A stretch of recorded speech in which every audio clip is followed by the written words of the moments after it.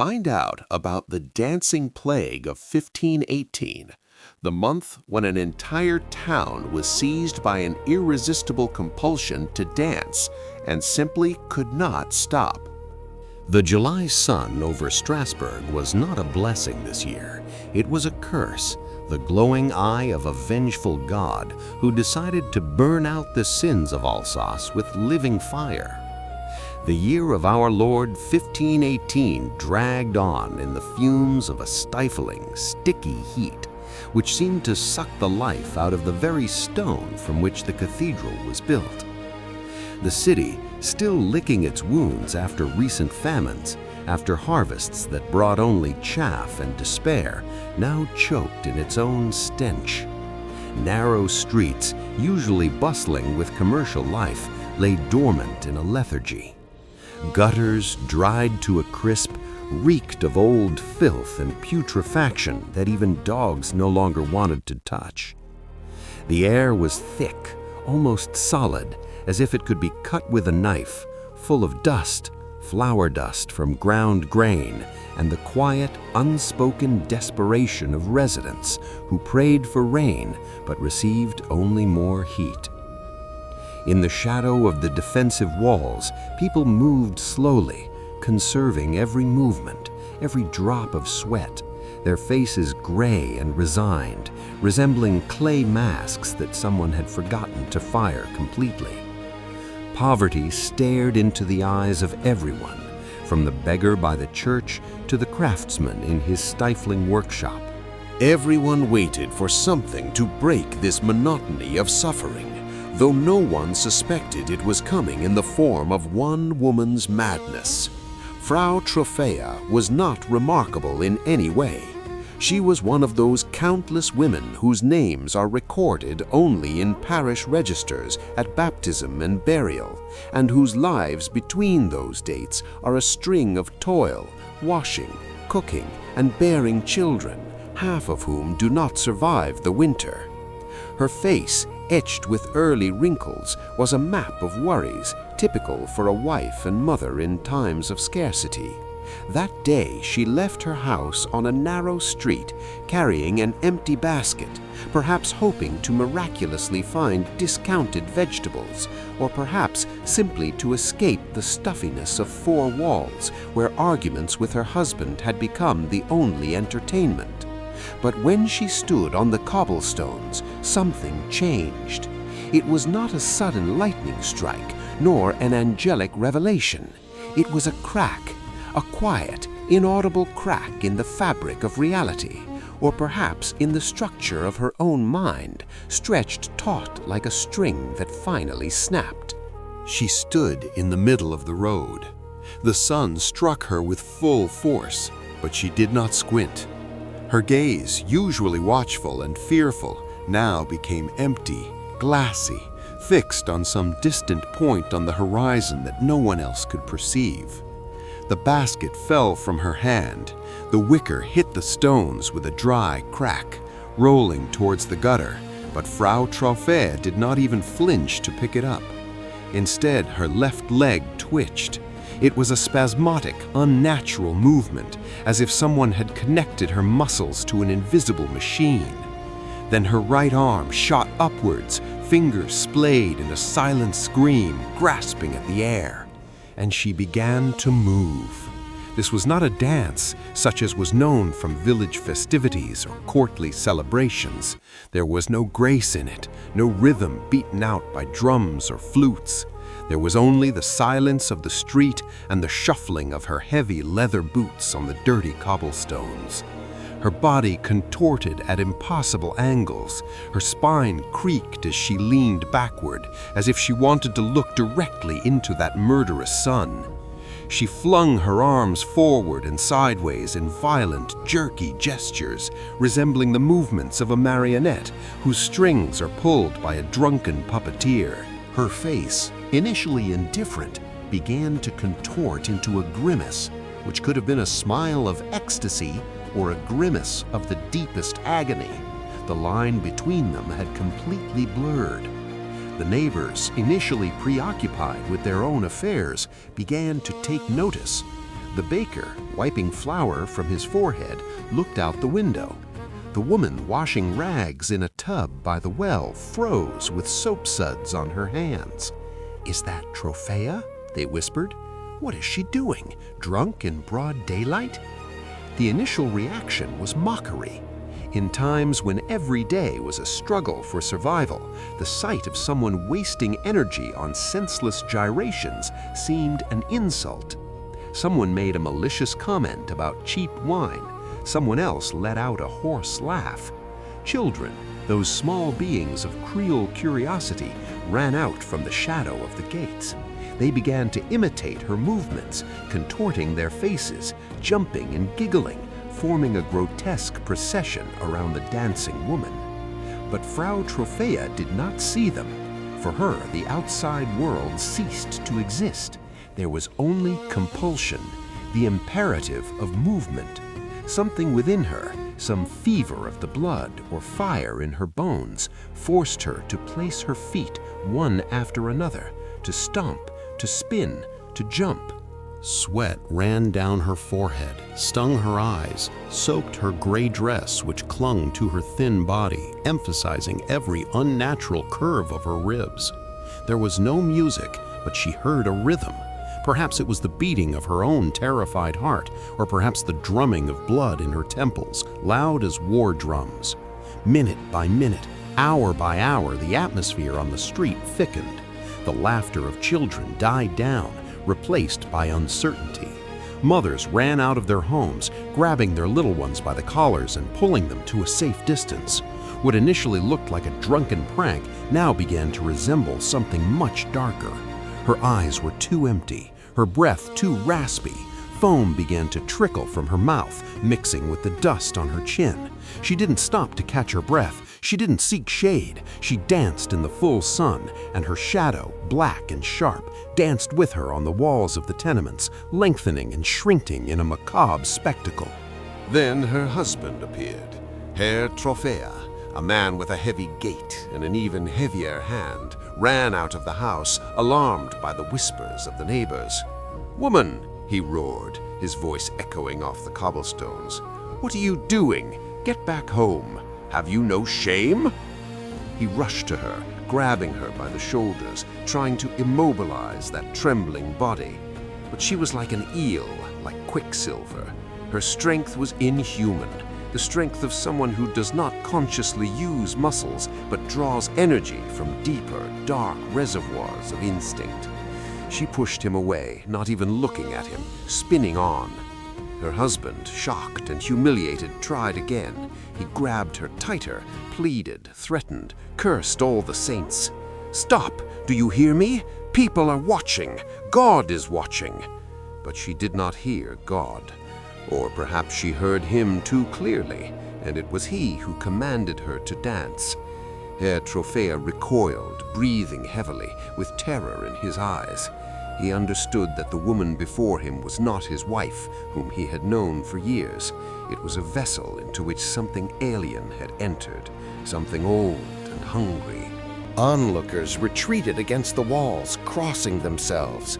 "It's possession," whispered an old woman with a rosary in her hands. "The devil has entered her legs." "Sickness," grumbled someone else. "Brain fever. The sun has burned out her mind." But no one dared to approach her. A circle of emptiness formed around her, an arena defined by fear and fascination. Frau Troffea danced. Her shoes, sturdy burgher's footwear, began to give way. The soles wore down against the sharp edges of the cobblestones.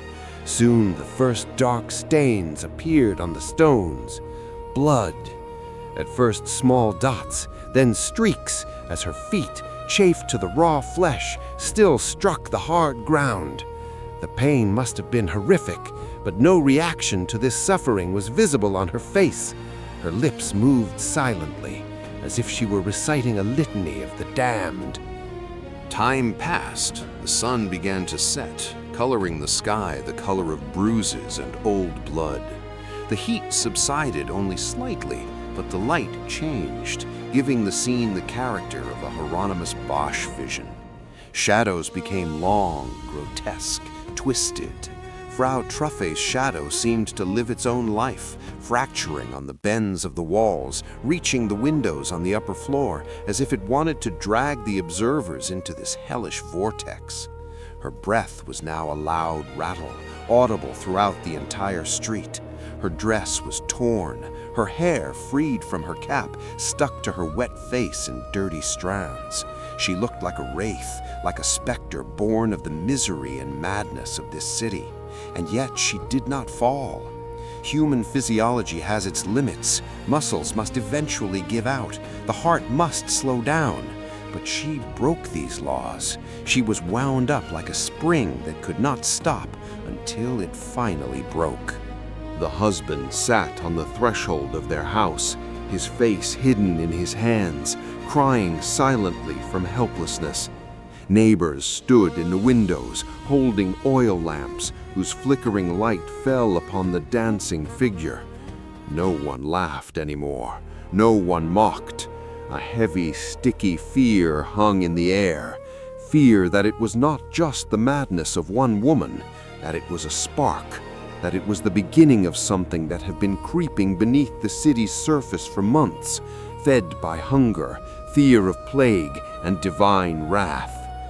Frau Troffea was the first victim, the first dancer in the macabre ballet that was soon to engulf Strasburg. As night fell and the city plunged into darkness, interrupted only by the moonlight and rare lanterns, the thud of her feet still echoed in the silence. Thump, thump, shuffle, thump. Rhythmic, relentless, terrifying, a sound that kept them from sleeping, a sound that crept into the dreams of the inhabitants, portending that tomorrow, when the sun rose, the world would no longer be the same. She danced alone, but in the darkness of the night, it seemed that invisible shadows gathered around her, waiting for their turn to join the procession. The silence in Strasburg died on the fourth day. It was not, however, replaced by the bustle of the market, the singing of birds, or the ringing of church bells for the Angelus. It was replaced by a rhythm, a dull, wet sound of bare feet striking the heated cobblestones, interrupted by wheezing breaths that sounded like bellows in damaged organs. Frau Troffea was no longer a solitary stain of madness on the city's canvas. She became the conductor of a silent choir whose members were recruited from the shadows of destitution and despair. The heat, sticky and thick like melted tallow, hung over the city, suffocating its inhabitants in an embrace that seemed to last forever. The sun, pale and merciless, burned away the last vestiges of sanity from the minds of those who dared to look up at the sky. This was no ordinary July. It was the antechamber of hell, and dance was the only prayer left to the damned. Agatha, a widow from the neighborhood, was the first to join, a woman so hunched by years of washing others' dirt that her spine resembled a gnarled oak root. She came out to pour slop into the gutter, carrying a bucket full of suds and gray water. She stopped, seeing Frau Troffea. Troffea was by then a shadow of a human. Her dress, once blue, now resembled a floor rag soaked with sweat and urine. Her face was a mask of ecstasy and torture. Her eyes rolled back so that only the whites were visible, crisscrossed with a red web of broken vessels. Agatha dropped the bucket. The suds spilled over the stones, forming a slippery puddle. The old woman did not want to dance. Her lips formed words of prayer, an Ave Maria whispered from trembling lips, but her left foot twitched, then her right. It was not a dancer. By evening, there were 12 of them. By the end of the week, 34. The street became a river of bodies. A young shoemaker's apprentice, Thomas, joined on Wednesday, still clutching in his hand the awl that soon slipped from his sweaty fingers.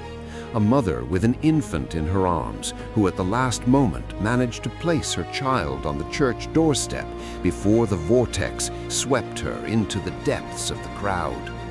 a one-legged beggar who hopped on his single healthy limb until it gave way under the strain, and he continued the dance, crawling and writhing like a worm in the dust.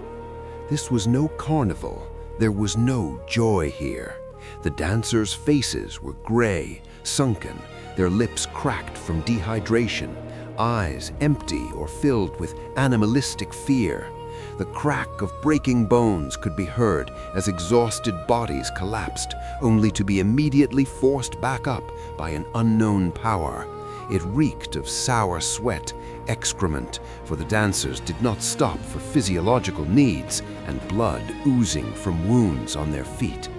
The cobblestones, once gray, became slick and dark red, a pulsating artery of the city infected with gangrene. The Strasburg City Council deliberated in the cool stone halls of the town hall, far from the stench of the street, but not far from fear. The Ameister, chairman of the council, nervously twirled a golden chain in his fingers, his forehead glistening with sweat despite the coolness inside. Around the long oak table sat guild representatives, patricians and clerics. The atmosphere was thick with accusations and helplessness. Candlelight cast long flickering shadows on the walls, making those gathered resemble a flock of vultures awaiting carrion. "This is the work of Satan," thundered Canon von Dunsen, slamming his fist on the table. His face was purple, the veins on his neck swollen. "The city is in sin. These women, that baker, they are heretics or possessed. We must burn them before the plague touches us all. God punishes us for usury and debauchery." Burning 36 citizens, including members of respected guilds, will not quell the panic, Father, replied the representative of the Merchants' Guild coolly, though his voice trembled slightly. It will cause riots. People are already on the verge of rebellion due to grain prices. If we start burning our neighbors, they will burn us. So what do you propose? Growled Ameister. Wait until the whole city starts dancing themselves to death? I've seen them. They don't eat, they don't drink. Some have their feet worn to the bone, yet they still junk. It's not natural. That's why we called an expert, interrupted a calm, deep voice coming from the shadows in the corner of the hall. The figure who stepped forward differed from the richly dressed councillors. Master Albrecht wore neither silks nor furs. He wore a simple, dark scholar's robe and a black beretta on his head. His face was long, sharp, resembling a bird of prey, and his eyes, gray and piercing, seemed to see more than just the surface of matter. Albrecht was a physician of a new era, a man of science who scorned superstition, though his science was still prisoner of ancient books. "Gentlemen," Albrecht began, placing a leather bag with tools on the table. "Exorcisms are the domain of the church, but the body is a machine, and this machine in Strasburg has overheated." The councillors fell silent. Albrecht had a reputation as a man who had cured the bishop of gout and understood the alignment of the stars. His words were worth gold. "I examined them," Albrecht continued, walking slowly along the table. "There is no foam on the lips typical of rabies. There are no buboes typical of the plague. Instead, there is heat, unimaginable heat. I touched the forehead of that boy, the shoemaker. It was burning. His pulse beat like a blacksmith's hammer. His blood boils." What does this mean, Master? Ameister asked quietly. Is it a curse? Interjected the canon. It's nature, Albrecht cut short in a tone that brooked no argument. It's an excess of hot blood, a choleric and sanguine humor in a fatal combination. The sun is in the sign of Leo, gentlemen, the hottest time of the year. The air is thick, and the blood in these people's veins has boiled from the heat, anger, and fear. The brain has overheated. It's melancholia estuans, boiling melancholy. Albrecht pulled an engraving depicting the human Venus system according to Galen from his bag. He pointed to the heart. The heart pumps this boiling water to the limbs. The body tries to cool itself down. Like a dog that pants, so man dances to expel excess energy, excess of this burning humor. It's a natural defense mechanism. Involuntary, brutal, but logical. "So what should we do?" asked the merchant, wiping sweat from his forehead. "Bleed them?" Albrecht shook his head. "No, they are too weak. Bloodletting will kill them. We must do something that seems counterintuitive, but is the only salvation. We must help them finish what nature started." The hall fell silent. Albrecht rested his hands on the table and leaned over the counselors, his shadow falling upon them like a judgment. They must dance it out. They must burn out this hot blood completely. But they do it chaotically, without rhythm, without order. This is destroying them. We must give it form. We must give them music, true music. We must empty the guild halls, the grain market. We must hire musicians, drummers, pipers, trumpeters. Let them play loudly and rhythmically. Let them impose a tempo that will allow these unfortunates to cast out the plague in an organized manner. "You want us to throw them a dance?" asked the canon incredulously. "I want you to treat dance as medicine," Albrecht replied firmly. "Curative motion. Let them dance day and night, but under our control. Let's build a platform. Let's hire strong men to support those who fall so they can keep dancing. Only through complete exhaustion will the disease leave their bodies. We must feed this fire until it burns itself out." The counselors exchanged glances. The idea was crazy, absurd, but it gave them control. They ceased to be helpless observers of chaos. They became managers of the crisis. They had a plan. They had a diagnosis. It wasn't a devil they couldn't touch. It was hot blood, a medical problem. The relief was almost palpable. "So be it," decided the chief magistrate, striking the seal on the table.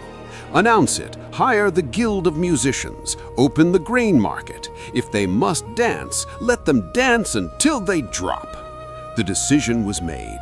Orders were issued. In the streets, where Frau Troffea still twitched in convulsions, surrounded by 35 other shadows, a new energy appeared. Carpenters began bringing in wooden beams. A stage began to be built. Musicians arrived, uncertain, clutching their instruments, looking with horror at the contorted bodies of their future dancers. Master Albrecht stood on the town hall balcony and looked at his work. He believed in his science. He believed in Galen and Avicenna. He was convinced that he was saving these people. He didn't know that he had just signed a death sentence for hundreds more. He didn't know that music would not be a cure, but a virus. That the drumming and pipes would act as a call signal for every tormented, hungry, and desperate mind within miles. That instead of burning out the fire, he had just poured oil on it. When the first beat of a professional drum echoed across the square, the crowd of onlookers trembled. The rhythm was contagious. It was hypnotic. Baker Hans's foot tapped harder. Frau Troffea, who seemed to be at her wit's end, raised her head. Her eyes, dead and empty, suddenly gleamed with a strange light. The music gave her a new, terrible strength. The dance accelerated, and from the side streets, from dark alleys and stuffy rooms, more began to emerge, drawn by the music like moths to a flame. Albrecht's diagnosis gave the city false hope. But the cure was to prove the worst of plagues. The silent chorus ceased to be silent. Now it had accompaniment, and only now did the true horror begin. The July sun hung over Strasburg like the glowing eye of a vengeful deity, burning away the last remnants of moisture from the cobblestones and the minds of the councillors gathered in the cool shadows of the town hall. The decision to be made that afternoon was not dictated by ill will, but by desperation bordering on madness, which slowly seeped from the city streets directly into the oak halls of power. Physicians, in their heavy robes permeated with the scent of herbs and old sweat, stood over city maps, drawing lines that, in their opinion, were to become the boundaries of the plague. The theory of hot blood, a humor supposedly boiling in the victim's veins, forcing them into constant movement, became the only lifeline the magistracy clung to. The logic was simple, brutal, and, as it turned out, tragic in its consequences. If the body craves dance to sweat out the virulent fever, then that dance must be facilitated. The demon must be fed with movement until it bursts from overindulgence. The order was issued with a red wax seal that looked like a drop of fresh blood on parchment. The city was to become a grand ballroom for the damned. Graft guilds received orders to open their halls, and in the grain market, at the very heart of Strasburg's commercial life, construction began on a structure that was to become the altar of this grotesque ritual. Carpenters, forced to work in the heat, cursed under their breath as they hammered nails into raw planks. The sound of hammers striking wood mingled with the distant screams of those who were still dancing in the narrow streets. The stage grew quickly, raw and angular, resembling a scaffold more than a place of entertainment. It smelled of resin and haste. Wood shavings fell to the ground, mixing with mud and horse dung, forming a carpet on which the feet of hundreds of unfortunates would soon bleed. The city authorities, in their infinite and misguided wisdom, went a step further. They decided that the square alone was not enough. A rhythm was needed.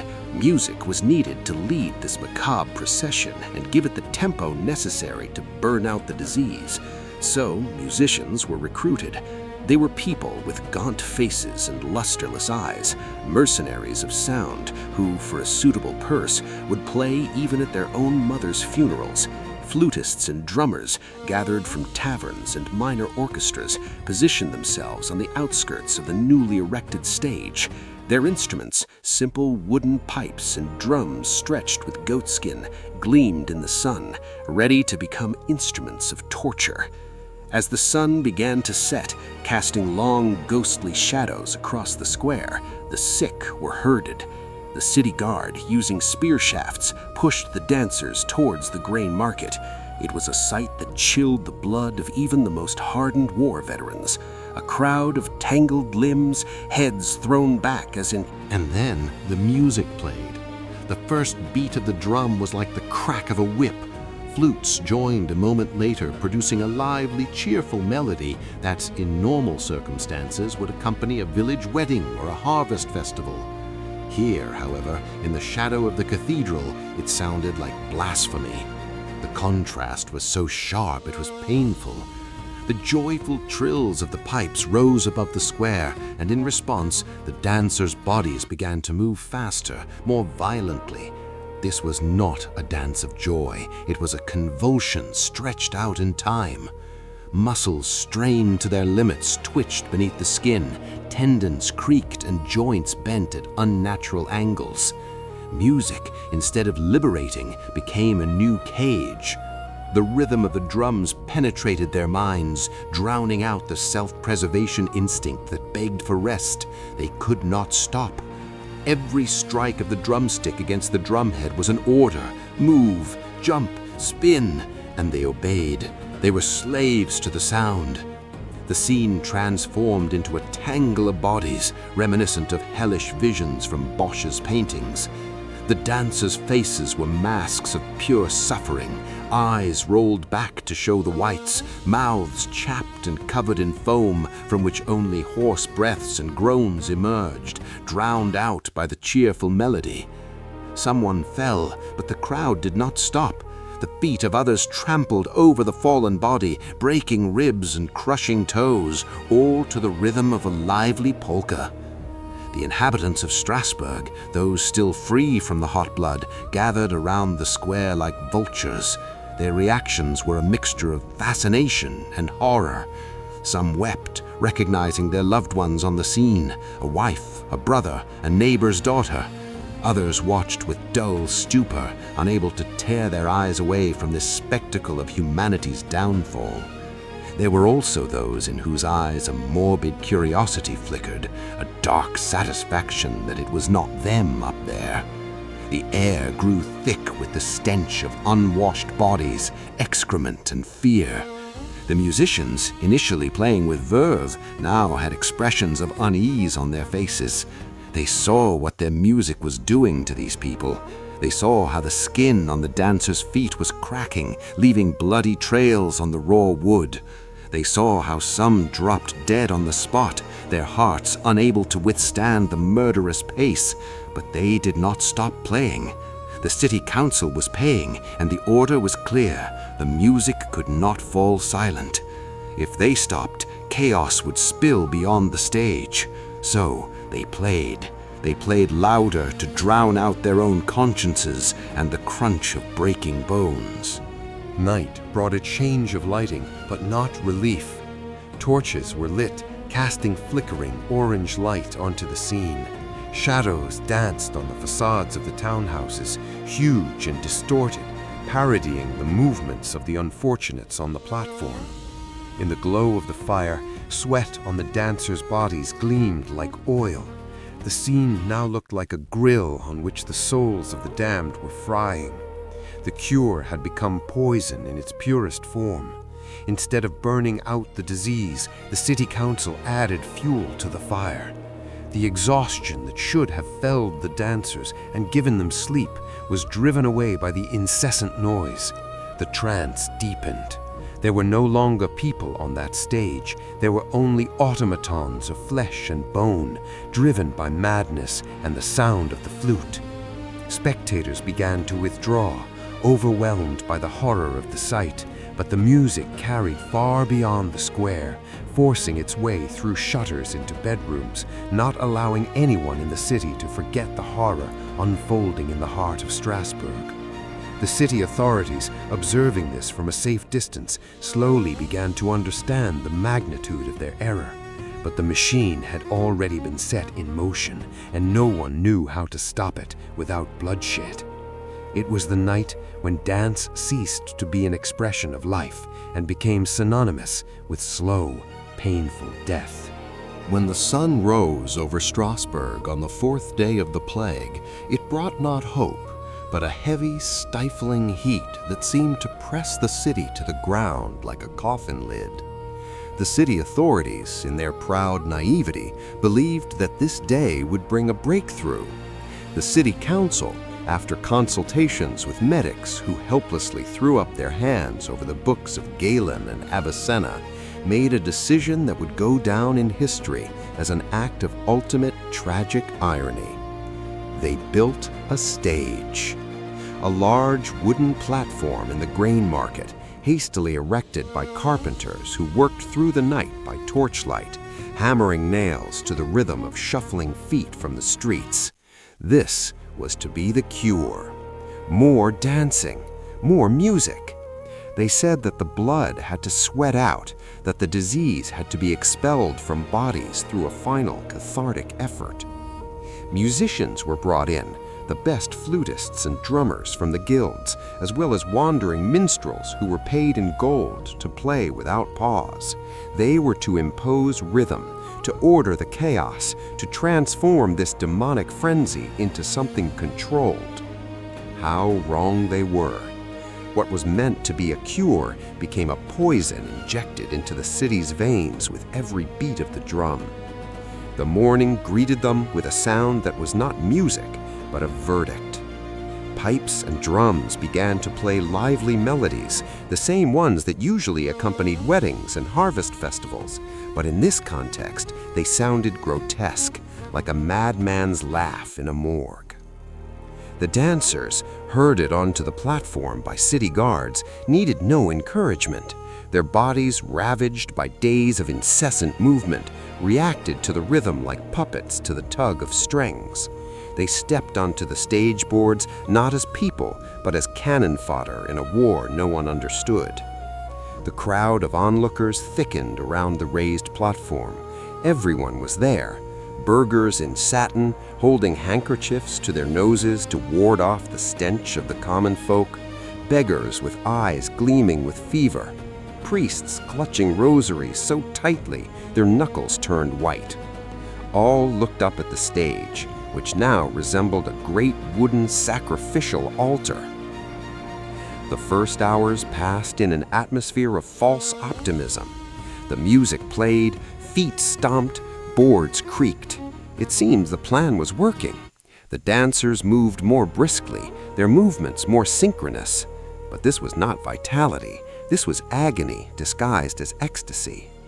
Among them was Hans, a young tanner's apprentice, a broad-shouldered boy who just a week ago dreamed of taking over the master's workshop and marrying the baker's daughter. Now his world had shrunk to the size of the wooden board beneath his feet. He no longer felt his legs. From the knees down, his body was one pulsating wound. The skin on the soles of his feet had long since cracked, and successive layers of epidermis peeled away with each hour, exposing raw flesh. But Hans could not stop. Something louder than the drums roared in his head, an imperative so powerful it broke his self-preservation instinct. He felt his heart beating against his ribs like a frightened bird in a cage. It was beating too fast, much too fast. Boom, boom, boom, boom. It merged with the drum's rhythm into a single murderous cacophony. He saw before him the back of another dancer, her dirty dress, her tangled hair, and that was his horizon. Suddenly, in the middle of a pirouette that looked like a parody of a courtly dance, Hans felt something break in his chest. It was a not sound audible outside, but to him it sounded like the crack of a whip. The sunlight extinguished in a fraction of a second, replaced by blackness. Others wept. Tears carved bright paths in the dirt covering their cheeks, but their mouths were twisted into grotesque, wide smiles. This dissonance, weeping eyes and laughing mouths, was the most terrifying sight for those gathered. An older woman, Marthe, known in the district for her exquisite preserves, danced right at the edge of the platform. She was a corpulent woman with a heavy gait who under normal circumstances struggled to climb stairs. Now she was leaping. Her gray hair had escaped her coif and billowed around her head like a halo of madness. In her clouded mind, she was not in the market square of Strasburg in the year of our Lord 1518. She was a young girl dancing in a meadow on St. John's Day, and her husband, dead for 10 years, was reaching out to her. She smiled at the phantom, extending her cracked, bleeding hands towards him. "I'm coming, Heinrich! I'm coming now!" she shrieked, her voice raspy and brittle. At that moment, a stroke struck her brain like a blacksmith's hammer. The left side of her face drooped. Her body went limp in an instant. She fell heavily, hitting her head on the edge of the stage. Her body slid off the platform and fell into the crowd, directly at the feet of the terrified onlookers. People recoiled with screams, forming an empty circle around the dead woman. Her eyes were still open, still fixed on her non-existent Heinrich, but now they were covered by the mist of death. The city guards, whose duty it was to maintain order, looked increasingly terrified. They themselves were beginning to feel the rhythm. The drumming entered their skulls, vibrated in their teeth. Some nervously shifted from foot to foot, fearing the contagion would jump to them just by watching. The council's orders, however, were clear. No one was to leave the stage until they collapsed, and if they collapsed, they were to be removed to make room. Shadow fell upon Strasburg, not from the sky, but from human hearts, as the sun hid behind the cathedral spires and the heat still choked the city in its sticky embrace. In the narrow, stuffy streets, where the stench of gutters mingled with the smell of unwashed bodies, a new truth was born. Physicians, those proud bearers of university robes, with their books full of Latin terms and humoral charts, retreated to their offices, closing shutters against the screams that did not cease even at night. Their self-assurance, so unwavering just a few days ago, melted in the heat of the July sun and in the face of their art's defeat. Bloodletting, enemas, herbal poultices all proved as effective as fighting the tide with a bucket. Blood flowed through the gutters, staining the mud rusty, but the dancers' feet did not stop beating their frenzied rhythm. Where reason capitulates in such a spectacular manner, fear immediately fills the void, giving birth to monsters, and in Strasburg, these monsters bore the names of saints. Initially, these were just whispers, scurrying like rats along the walls, exchanged in hushed tones by washerwomen cleaning dirty smocks by the River Ill and by apprentices in smoky taverns where beer now tasted of the bitterness of fear. "This is not a disease," they said, looking deep into each other's eyes, seeking confirmation of their own fears. "Physicians know nothing. It's not hot blood, it's not a bad diet, nor a conjunction of stars that has set the city into this murderous resonance. People needed a cause, they needed a culprit, someone who could be appeased since he could not be defeated. And so, from the shadows of folk memory, a name emerged. Saint Vitus. This name, once uttered with devout reverence at altars, now became a leaden ball in their throats. The patron of dancers, protector of epileptics, he who was meant to guard against convulsions, became in the collective imagination of the people a cruel judge and executioner. It was believed that the saint had been offended. Rumor, nimble and venomous, suggested hundreds of reasons, perhaps due to the greed of merchants who weighed grain with false weights, perhaps due to the debauchery of the clergy who visited houses of pleasure at night while preaching purity by day, or perhaps due to ordinary human wickedness which spilled from every alley of this rich, proud city. This conviction grew like a tumor, infecting minds faster than the dance itself. If it's a disease of the body, it can be treated with herbs and a scalpel. If it's a curse, a sacrifice, supplication, and the intervention of higher powers are needed. For man here is but meager dust, a toy in the hands of powerful beings. The fear of the curse became palpable, hanging in the air heavier than the humidity from the Rhine. The ecclesiastical authorities, who until now had observed the tragedy from a safe distance, like stone gargoyles atop the cathedral watching an anthill, felt an unbearable pressure. They could no longer remain silent when their flock, instead of meekly bleating and paying tithes, howled and thrashed in the mud, blaspheming the order of creation with their behavior. The bishop, a man with a face as stern as an Inquisition's verdict and a heart tempered in political intrigues, decided that the time had come for the weapon of faith to replace the helpless hands of physicians. In the chambers of the episcopal palace, a decision was made that would change the face of the market square. It was decreed this was a divine plague, a scourge sent for sins, or worse still, as was whispered with even greater dread, possession by infernal legions who had found in the weak, hunger-wasted bodies of the inhabitants vessels for their mocking amusement. It was not a battle of good versus evil, such as depicted on altars in gilded frames. It was a brutal collision of two realities that had no points of contact. The sacred, ordered, ritualistic, full of symbols, crashed with a bang against the profane nature of a body that had escaped all control, even the control of its own soul. The Church, seeing the ineffectiveness of individual, chaotic exorcisms, reached for the ultimate weapon, a strategic reserve in the fight against the powers of darkness, the Great Procession. It was meant to be a manifestation of God's power, a penitential march that, with its majesty, would compel the heavens to mercy and hell to an immediate retreat. Through the streets of Strasburg, the very same ones through which the river of madness flowed, a mighty procession set forth. At its head were carried the city's holiest relics, martyrs' bones enclosed in intricate gold, jewel-encrusted caskets, fragments of the true cross, scraps of saints' garments that were said to heal with a touch. Behind them walked flagellants, penitential brotherhoods in hoods with eye slits, lashing their bare backs with leather straps interwoven with pieces of lead, to atone for the city's sins with pain and blood. the chant of Dies Irae, Dies Illa, day of wrath, that day, mingled with the stomp of thousands of dancing feet, creating. The sun over Strasburg was no longer a giver of life.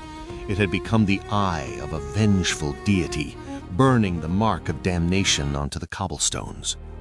The July air, thick with humidity and dust, hung over the city like a shroud, stifling every breath. What had begun as a peculiar incident with Frau Troffea had grown into a monster that devoured the city, piece by piece. 400 people, 400 souls, trapped in a grotesque, never-ending procession. The Horse Market Square, once the heart of trade and gatherings, had transformed into a vestibule of hell, from which there was no escape. The stench was the first thing that struck anyone who dared to approach the square. The odor of unwashed bodies, festering wounds, blood, excrement, and When the drums fell silent, it was expected that the dancers would stop, that the spell would break. But they did not stop. Their bodies, driven by some inhuman force, still twitched, jumped, and spun, only now they did so in absolute, eerie silence. The lack of music exposed the monstrosity of their condition. Previously, the rhythm of the drums masked other sounds, giving this madness the appearance of some order, some structure. Now, without that veil, only the naked physiological truth of the torture these bodies were subjected to could be heard.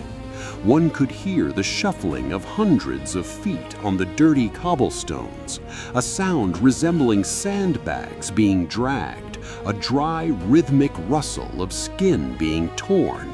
One could hear heavy, wheezing breaths, the rattling of lungs fighting for every gulp of air. One could hear the cracking of breaking bones, the crunching of joints that could not withstand unnatural stresses. And finally, there were voices. It was not singing, nor even screaming. It was inarticulate babbling, groans emanating from throats raw.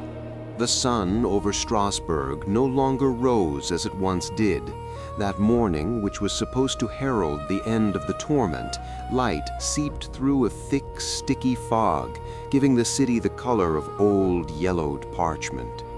The grain market, once the heart of trade and life, now resembled a battlefield after a struggle in which the opponent was not man, but an invisible force, a demon of rhythm that had devoured the city's soul.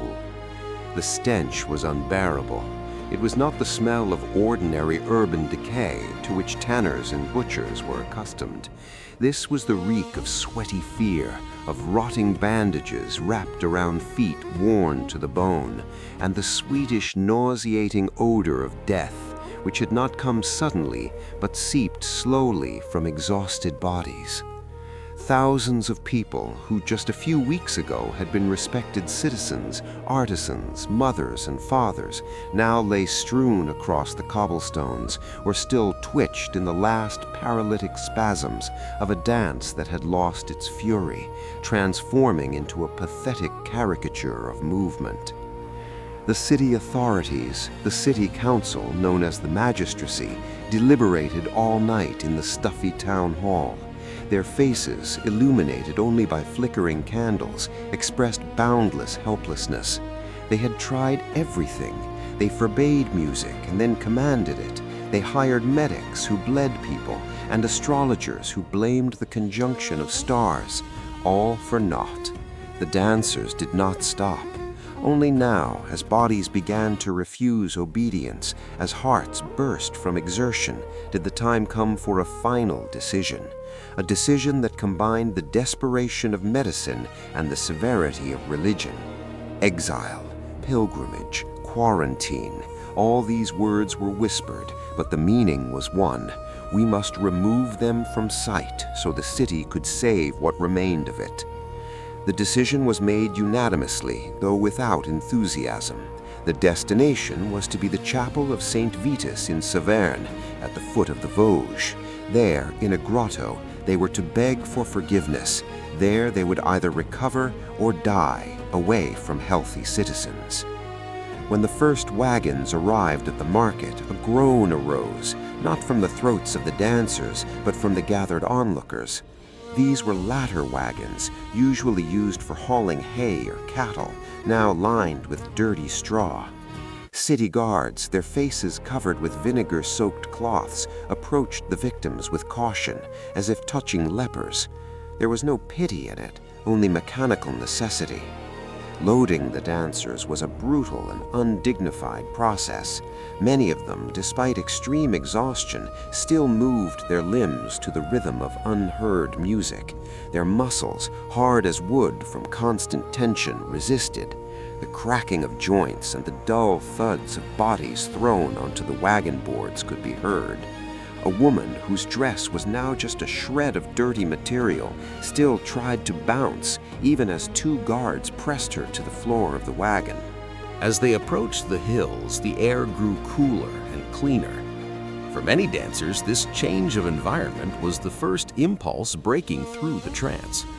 The green of the forests, the blue of the sky, the silence broken only by birdsong, all of this began to reach their senses, competing with the internal compulsion to move.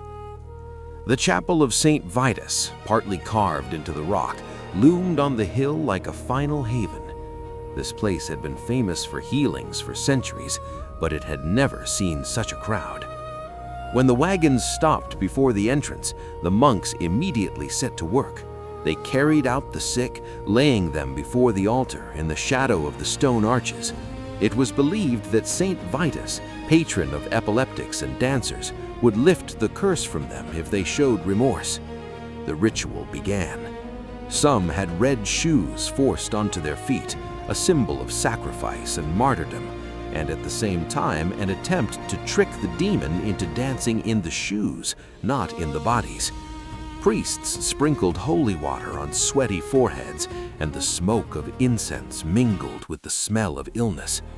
The prayers were loud, insistent, almost aggressive. They were meant to drown out the music in the victims' heads. And then, slowly, something began to break. Perhaps the coolness of the cave, perhaps exhaustion that had reached the absolute limits of biology, or perhaps a change in diet away from ergot bread caused the fever to subside. One by one, the dancers collapsed from exhaustion. It was not a sudden end, but a slow fading, like a candle burning down. The movements became slower, less coordinated, until they finally ceased completely, replaced by a deep, almost comatose sleep. In Strasburg, meanwhile, silence fell. It was a silence so profound it rang in the ears. For weeks, the city had pulsed with stomping, screams, and music. Now, with the source of the noise gone, the streets seemed dead. The great cleanup began. City services washed blood from the cobblestones, rags and food scraps were burned, cemeteries swelled. Hundreds of people did not survive that summer. They died from exhaustion, heart attacks, strokes, trampled by the crowd, or starved to death while dancing. Those who survived the exile to the chapel of St. Vitus returned to the city in the following weeks, but they were not the same people. They returned as shadows of their former selves, emaciated, with faces marked by trauma, with limbs that would never regain their former agility. Many of them remembered nothing of what had happened. They woke up in the chapel or on the wagons, not understanding why their feet were destroyed and their clothes in tatters. Others remembered everything, every step, every pain, every moment they wanted to stop, but their body would not obey. These were the most silent. They looked at their city with fear, as if expecting the music to start playing again at any moment. The mystery of the dancing plague was never fully solved, becoming a dark legend of Strasburg. What was it? Was it mass hysteria triggered by years of famine, plague, and fear of divine wrath, which found an outlet in manic dancing? The human mind, subjected to extreme pressure, can create a reality that for an observer is madness.